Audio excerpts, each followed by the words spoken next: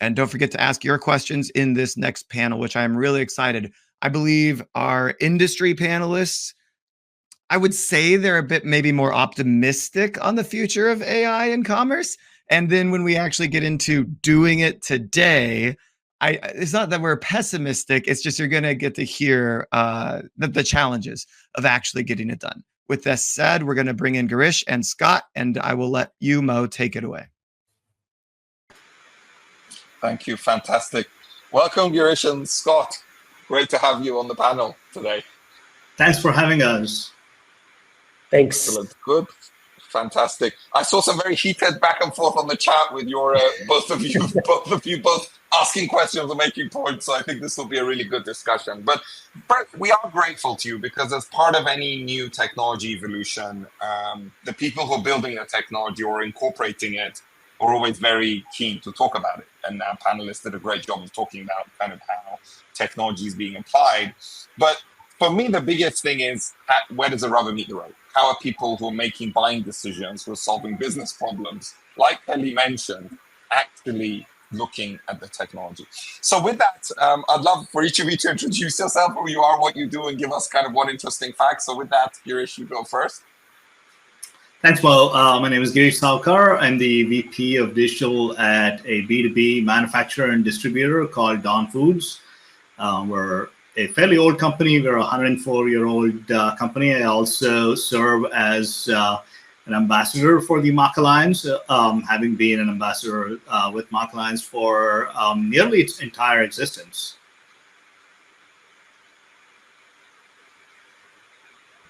Scott. Go ahead. Hi, I'm Scott Lutz, and I lead our global e-commerce and technology over at Esprit.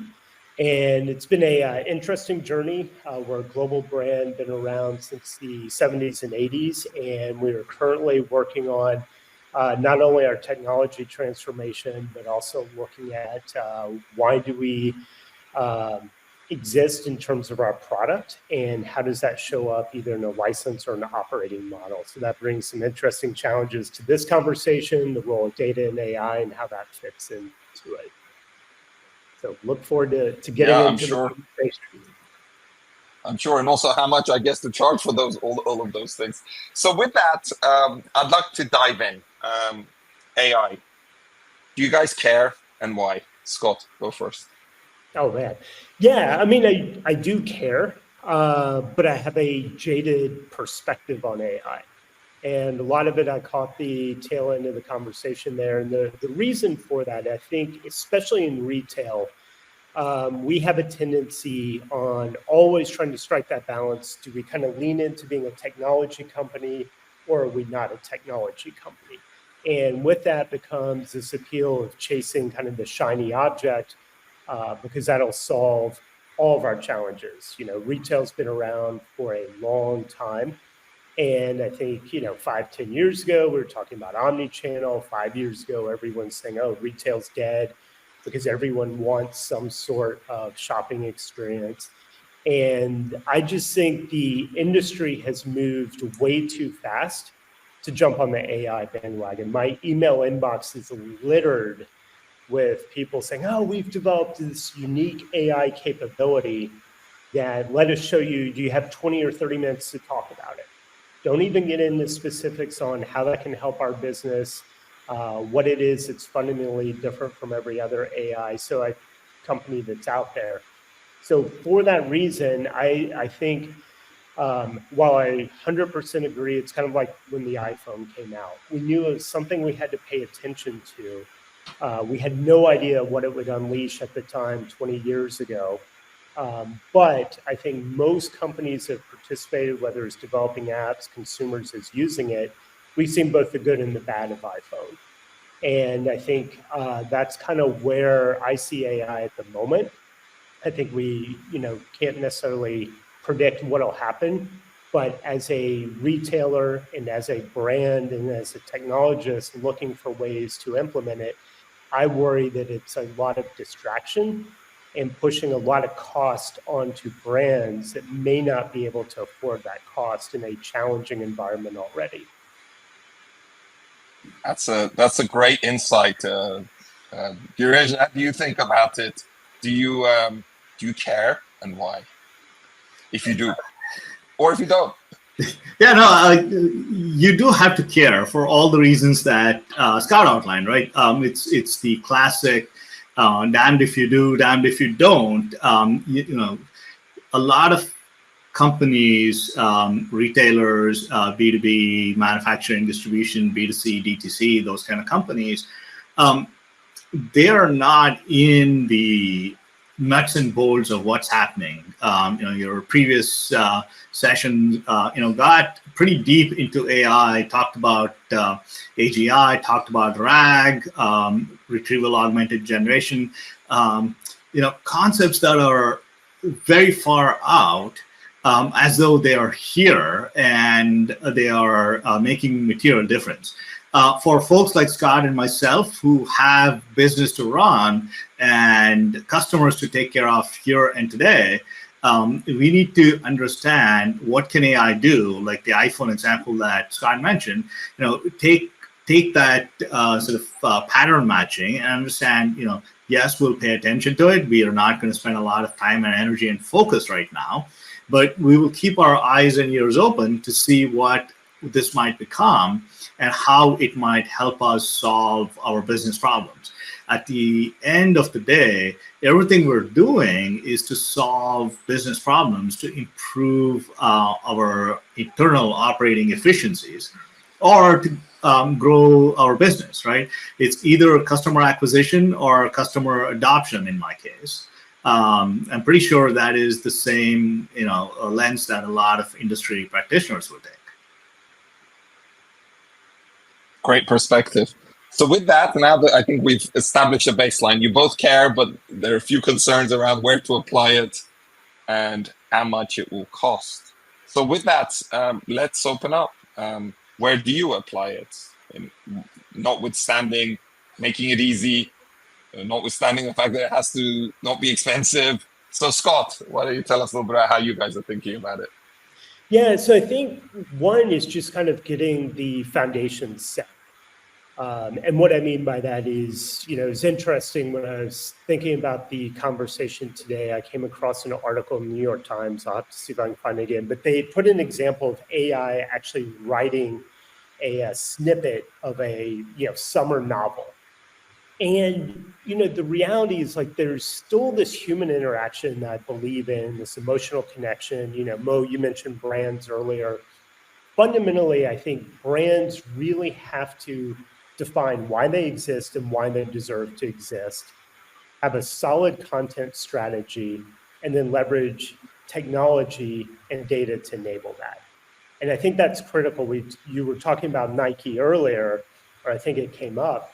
And the one thing they did really, really well, and I believe they still do, is they still make almost anyone believe they can be an athlete. And I think that's critically important. I don't see AI doing that. And that was what these short little snippets came up with from the New York Times. It's like some of them were, you could tell it was written by AI.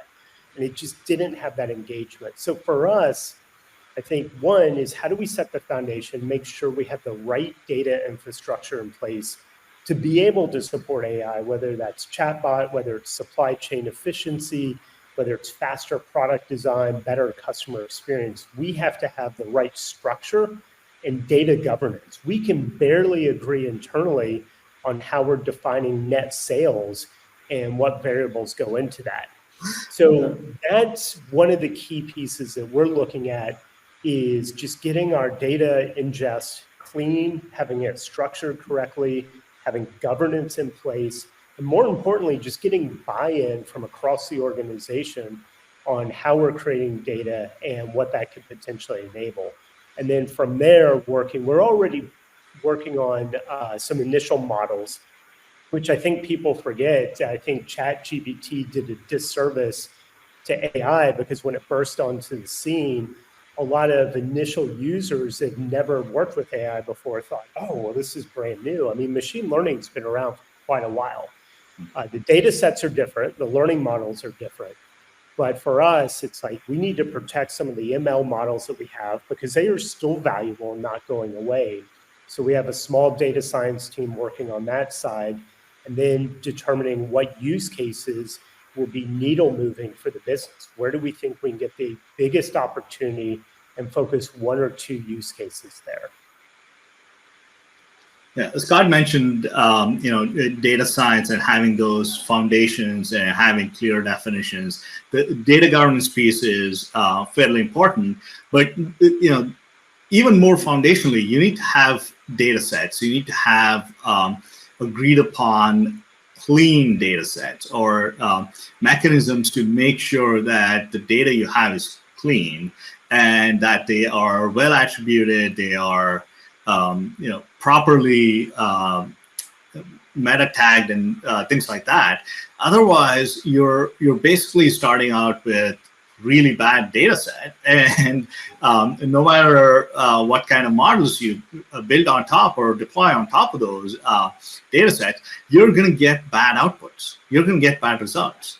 So you're only as good as the data you already have. So initially you have to start with a data cleansing, data improvement, data enhancement type of activity, but know that that is on its own not enough.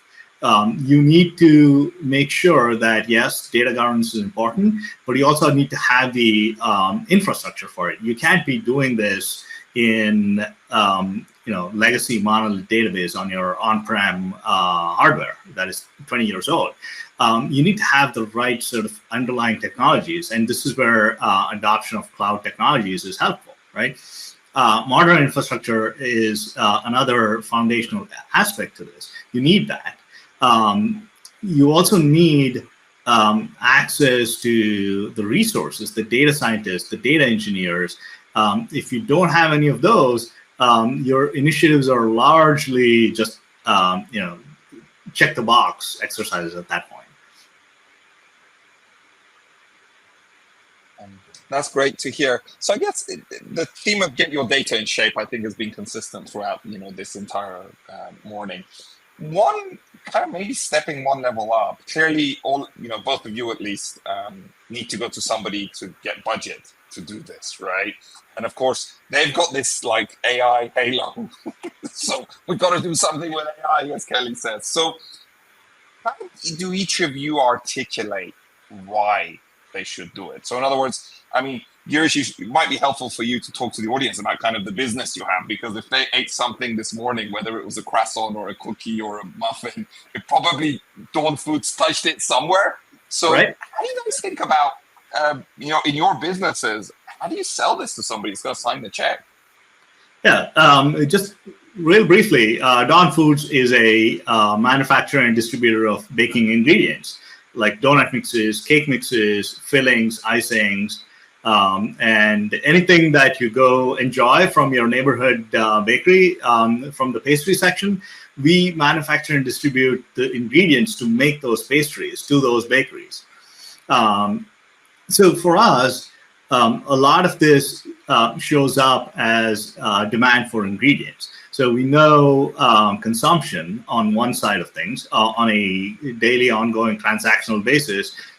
We see incoming transactions. We can see that, here's where cookies trending, here's where donuts are trending, here where muffins and croissants are trending, and data points like that. On the other side, you can't really turn around and change your manufacturing plans simply because the demand, the shape of the demand, the curve of the demand is different than your original plan.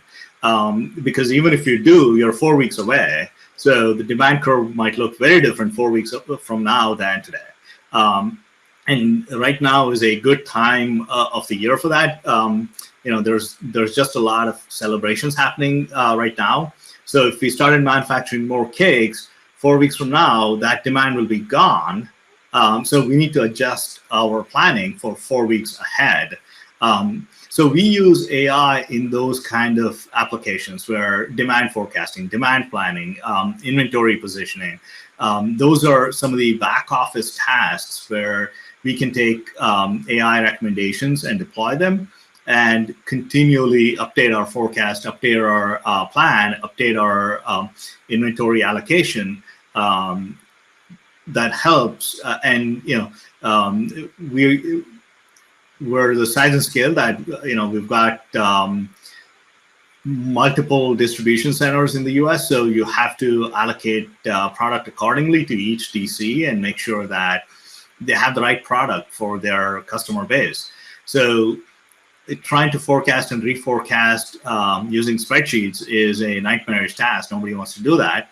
So that is where a ML model can take into account historical data, trends. Again, hopefully that's clean and well-governed.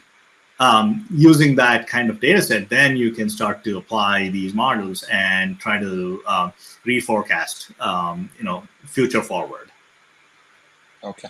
So clearly forecasting is a big thing in retail. And I was talking to a brand last week, and I think they had, and it's a medium-sized brand. So, they had $60 million of inventory sitting on their books at any one time, which I thought compared to the size of the brand was a pretty big number. So optimizing that is something every CFO is interested in. So putting AI in the context of that is interesting. Scott, how do you think about it? So getting your data in shape is kind of a technical thing, but how do we translate that into use cases that somebody's going to sign a check for? Yeah, I mean, I think it goes to a lot of what we were just speaking to is how do you really have the most impact on the business? And that also doesn't always have to be financial. I think we get hung up on always saying, oh, it's got to be profitability or net sales driven, but there are other efficiency metrics that we can look at. So Mo, when you were asking and saying, okay, how do you position this? How do you get funding? I still go back to we really need to, one, start building a culture around data. There's been talk for a lot of years about being data-driven, data-informed, whatever buzzword you want to put around that. But we have to have team members across the board feel comfortable with data. At the same time, not fear AI either, that's going to take everyone's job, or if I'm a copywriter, then suddenly, my job's gone. And how do you look at it through that lens? One of the things I did to start building that foundation before I even asked for additional funding was hosted our first data summit back about 6 or 7 months ago. No one in the company had ever, we all consume data, we all get Power BI reports, we get Excel beyond belief, but no one had ever pulled cross-functional teams together to talk about, here's what we're doing with data, here's our pain points, here's the trust and governance issues that we have. I invited our legal and compliance team. Esprit is very, very heavy rooted in European business with GDPR. And the best compliment I got from that session was legal's like, I don't think anyone ever proactively asked me to join a session. And what you'll find is you'll get their buy-in and really, compliance and legal, how do they help? They want to solve these challenges. How do we handle data in strict GDPR in the US, where it's insanely fragmented state by state on what you can do with data? So having that internal buy-in and that culture, while it may seem like it takes a while, but having a summit or just bringing people together, I think is the first part. Because you never know when those allies will show up. And legal's talking to the CFO to say, yeah, we really need to do this because it'll save us money from getting penalized down the line, or whatever the case is. Right. And then it really does come down to classic use case. Going back to what I was saying, if data and technology enable our channels for revenue driving, we have to build the use case on why do we think we need these AI models? Why are we chasing after chatbots or whatever component or thing? What's the use case and the benefit, and will it be needle moving? So that's kind of the lens that I look at. And the two last pieces, I think, with retail or really any business today is in the moment. So I think that's the biggest benefit that AI can help, is just enabling us to have access to that data so that we can make a decision faster. If it's going to indicate sell-through or predictive sell-through 2 to 3 weeks faster than we could have. We're all facing holiday coming up. We're all doing the same thing as far as how do we plan for Q4? It's being pulled forward. What promotions do we anniversary? But if there's ways not only to say we're going live with this, but within minutes or hours, is it working? How can we pivot or flip the switch? I think that's where we'll start to get this benefit, and that's how you can build that use case to your CFO and your cross-functional partners. Yeah, I'm a big believer in you start doing something, and you start doing it manually, painfully, using whatever tools you have lying around. And once you start to see some results, and I'll take a good example here. We started doing some automation work a couple years ago, and we automated some very basic things, tickets moving from one person to the next and things like that. Eventually, we found a person coming into the office. We're just looking at something random, and we found out there was an employee coming in one weekend every month. And we asked that employee, what are you doing? Why are you coming in once every month on a weekend? And the employee said, oh, I need to pull all of the data for the month, and I can only do it on a weekend. And we're like, what? Wait, why? This is a perfect automation thing. So we used the free versions of Power Automate to automate those kind of things until it required a more robust automation solution. And that's when we went to our leadership and said, we've done a lot of things to do this. Now we need some funding to go make further enhancements and improvements here. And oh, by the way, here are some of the problems that we have solved so far. And here are some of the team members of finance, of supply chain that have benefited from it. And they were all, to a person, able to vouch for those benefits. So even before leadership got to the point where they knew that there was something brewing, we had made a lot of impact, right? So that opens up the conversation to, okay, so what else can we do? How can we take this and run with it? What are some things we can do? That allows us to pull up the chair at the table and have the conversation, start educating. There are these other things we can do. The whole machine learning field is fairly old. Information retrieval data science is more than 50 years old. So we can take those kind of wins and start to position it as, here are some other things we can do to build on top of what we have. And here's the incremental dollars, resource, tools that we need to go make some additional things happen. So that's how you approach the financial conversation. But again, if we had just looked at it from a pure P&L play, right? That person coming in once a month, it does not really show up anywhere on a CFO's P&L. Cannot really say, what's the benefit of automating it. But by doing it, you're delivering a enhanced team member experience. You're improving the quality of life of somebody that does not have to work on a weekend, does not have to drive on a weekend. It's great now it's the summer, but in the winter, what do? If it's snowing, if it's rain, if roads are blocked, that person cannot get in. So those are the kind of things that you can avoid and alleviate. It does not necessarily have a dollar value, but huge improvement in how you operate as a company.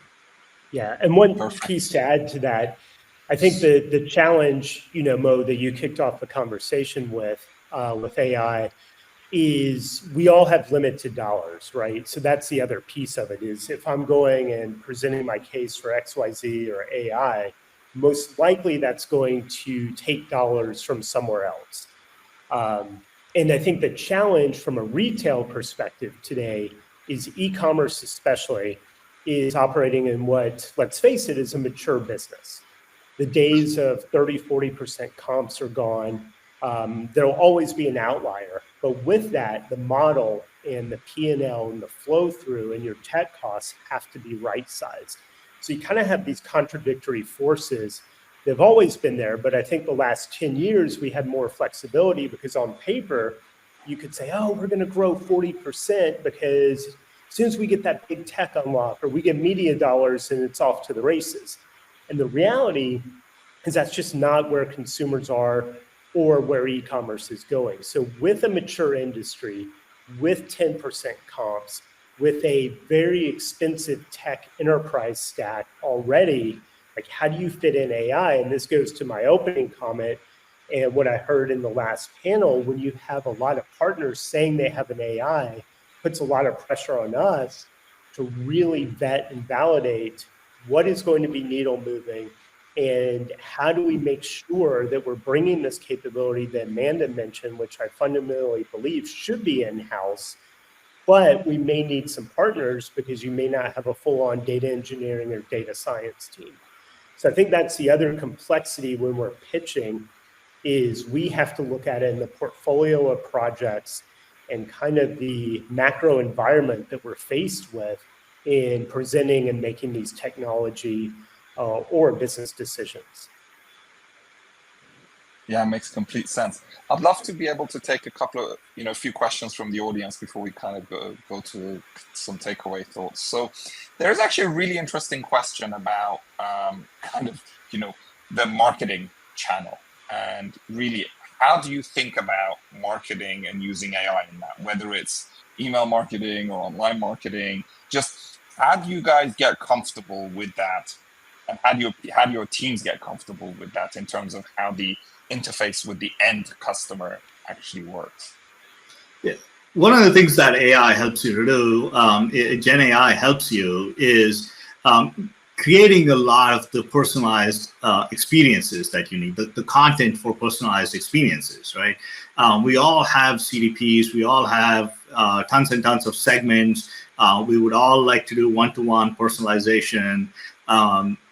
In that context, you can use Gen AI to write copies for multiple versions, multiple variants of these segments, and even in the US for multiple languages. We're playing around because we've got customers that don't speak English. They are a pretty big customer base. They speak a particular language that we don't have experience or expertise in, but that's where translation solutions plus AI can start to make a lot of headway for us. It reduces the time to market for any of those kind of personalization initiatives that you can think about. So we think of applying AI in those kind of areas. We're also experimenting with some brand voice related content, where content is created in our brand voice, starting with a generic AI output, but then applying some of the RAG concepts to clean it up and make that AI output more sounding like our brand voice, and then eventually actual humans evaluating it and tweaking it. It's not quite where we would let it fully automate on its own. You still need that human in the middle, but it's getting better pretty much on a daily basis. Those are the kind of marketing experiments that are possible today that 2 years ago, 3 years ago, took a lot of time and effort, that are getting faster with the available tools today. Before we go to Scott, any ethical considerations? Because there was also a question about the ethical side of like using AI to market to customers. There's a ton. Good. We should do a separate session on the ethical considerations of AI. You want to make sure you're not providing false information. You want to make sure the information is contextual. You want to make sure it's linguistically, culturally acceptable. You can't really say some words in certain languages, even though they are the right translations, right? Those are some of the things that you have to worry about. And then when you translate from your brand voice in English to a different language, you have to worry about, is it still my brand voice, or does the translation wipe out my brand positioning and the way we speak about our products? So there's plenty, and that's just not even touching the entire surface. Perfect, Scott. And using AI not to make your business more efficient, but using it in the customer-facing area and all the ethics headaches that it involves as well as AI. What do you guys think? Yeah, I mean, that's where I still think it should be behind the scenes, right? I still struggle with, creativity being replaced by AI because I just don't think it's there yet, because I think AI is not capable, at least in the near term, of replacing that human emotional connection. And I'd like to hope there's still that kind of cause for having that human aspect involved. And that's why like PMax is a great example. The whole model is just give us a bunch of creative and the algorithm will sort it out. Where I'm more interested in focusing is seeing, can we get to true causality with marketing, and can we make decisions based on that? And I don't mean, to be clear, that's not an attribution model, but really understanding what is causing XYZ to take effect. And is it okay if I take my paid media spend and paid social down to 5% without impacting revenue? Because if I talk to my marketing team, even though the ROAS is horrible, you're getting a 1-2 return, but they're like, we can't pull back. If we pull back spend, it'll be even worse. And I keep challenging them to say that, how do we know that? What would cause that to really happen? Because a lot of times you go to your marketing agency and they say, oh yeah, we optimize for efficiency. Okay, what did you optimize? Oh, we tweaked this in the algorithm. Okay, when did you tweak it and what changed? And you still can't get to that. So I think that's where we're trying to use AI and deploying AI to make smarter decisions back to our investment dollars, but really understanding, should we pull back in paid social and put that in connected TV or streaming? Should we invest more in marketplaces? And really looking at it from that lens instead of always trying to drive efficiency or a race to the bottom, in my opinion, with Meta and Google. That's actually great advice. So we're coming to the end of the time, so I really appreciate both of your insights. Final question: what is the one piece of advice you have for the audience? So Girish, you go first. What is the one piece of advice you have for the audience as it relates to AI? I was going to offer Scott the chance to go first. For me, start somewhere, start small.